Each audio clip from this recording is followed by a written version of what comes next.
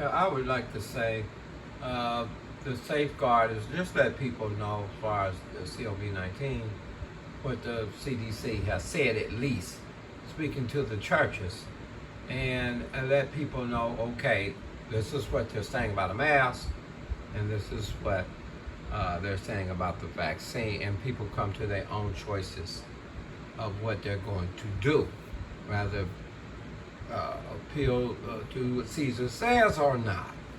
And it basically comes down to that. Romans 13 is all you got. But do you do that to the vaccine is the question. All we're asking is that we fully disclose what they say, just to be operating practical wisdom, doing what's practical. That is to say, just let people know what they said. And let's look at the clip. Inside a growing number of hospitals across the country, there is little doubt our nation has already entered a fourth wave, an explosive summer surge in COVID. Oh, I think I lost it. So hold on, y'all. See if I can find it. Yeah, there it is. Hold your boots. So I have peppers, tomatoes, Go to the parsley. commercial. So the bottom line, this is Sacramento. That's my credit. And you want to look at what they're saying. Well, not Sacramento, this is period in the country. Predicted, fueled by the highly contagious Delta variant, now accounting for 83% of all new cases, the U.S. is already averaging 26,000 new infections a day, over 1,000 an hour.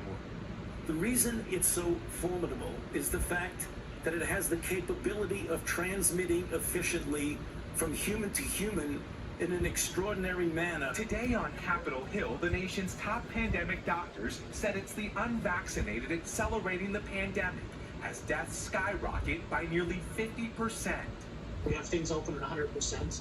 Nobody's wearing masks. With the highest infection rates in the nation, states like Missouri, Arkansas, and Florida have vaccination centers that are empty and hospital beds that are full. How concerned are you that children will be at the center of the next surge in the fall? Yes, I think that, there's that concern. At the University of Alabama, Birmingham, the pediatric care unit was nearly forced to shut down after a flood of children suffering from respiratory viruses that usually spike and spread in the winter. Cases of RSV are surging as restrictions loosen and more children gather together, the same way COVID can. People just be smart, be safe, try to protect yourself. Now fearing a widespread fall surge, even vaccines are no guarantee against Delta's serious threat. Today we learned a fully vaccinated White House staffer and an aide to House Speaker Nancy Pelosi also tested positive for the virus after meeting with fully inoculated Democratic Texas lawmakers who flew maskless to Washington and suffered breakthrough infections. Tonight, an evolving threat as the unvaccinated face a future that looked more like our past. Miguel, I know there in LA you've been watching cases among the unvaccinated exploding. I understand another nearby city is taking action. Lester, the city of Pasadena, citing the climate infection, says residents there, even if vaccinated, will need to wear masks again indoors. The city is also requiring all of its employees to be vaccinated. Lester? All right, Miguel, thank you. And with the unvaccinated driving this new surge in cases, we take a closer look at why so many Americans are deciding not to get a shot. Gabe Gutierrez reports tonight from Louisiana. Today, John Bartucci got the COVID shot that he put off for months. And what was kind of holding you back before? Honestly, I just didn't see the need for it. I just thought, well, I'm young and healthy. I thought maybe I wasn't going to be as affected as other people that would be more at risk. He's what public health experts describe as the movable middle. Adults that may have been initially skeptical of the vaccine, but aren't dead set against it. Well, until I'm done. People like Sharon Landry. I felt like I was being pushed into it, and when someone pushes, I push back. Who became convinced after her adult son got sick.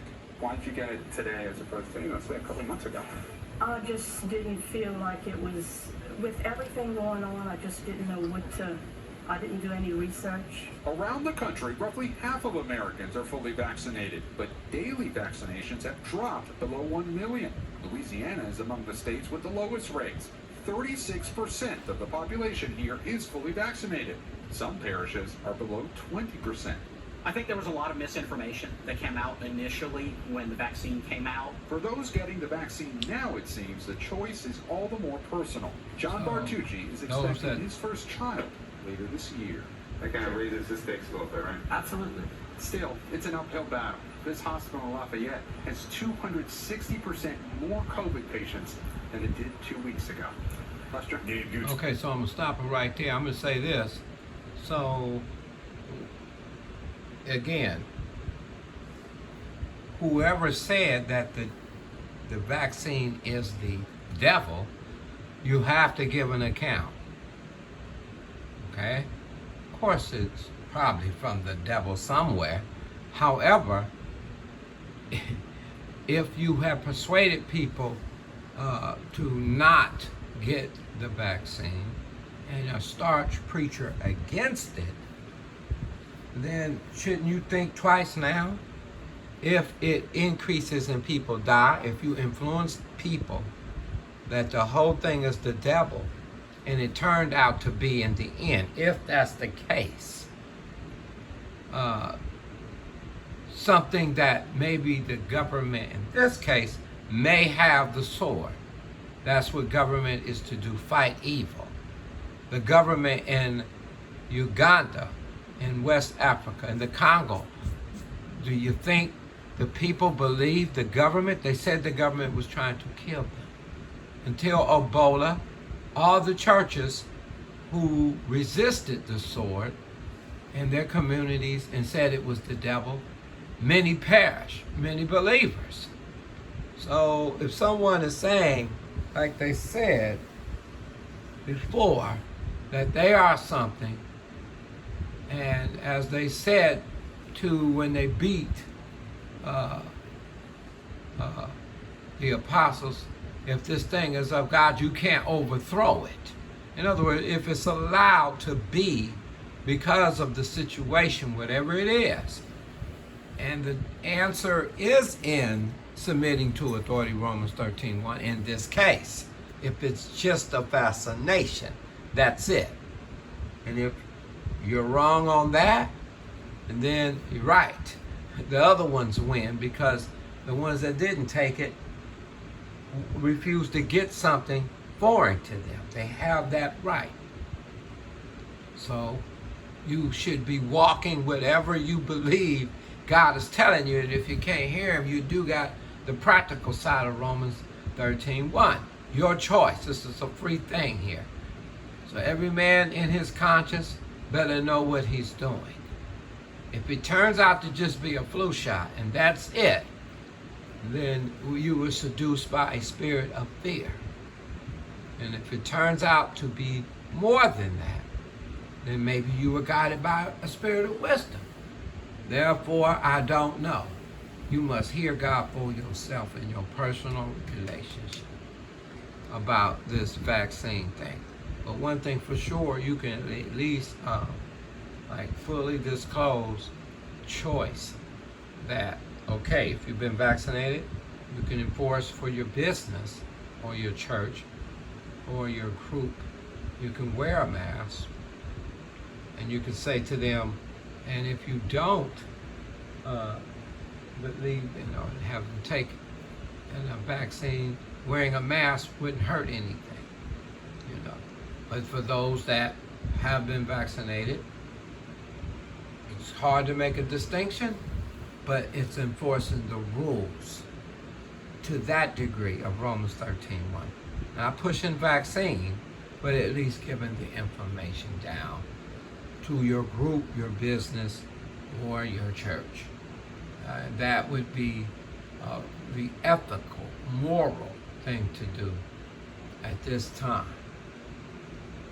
Send them an email or call them or speak to it over the pulpit. Don't be afraid that you may lose your churches out of fear, and not let them know something. you know, concerning this thing. Because if this hadn't been Ebola, it'd be just like in Africa, a lot of dead people based on just presumptuous sins. Okay? But everyone seek the Lord and know what his will is for your life. That's what it comes down to, oil in your own lamp. Jeremiah 23 and Hoods, I'll give you the last word.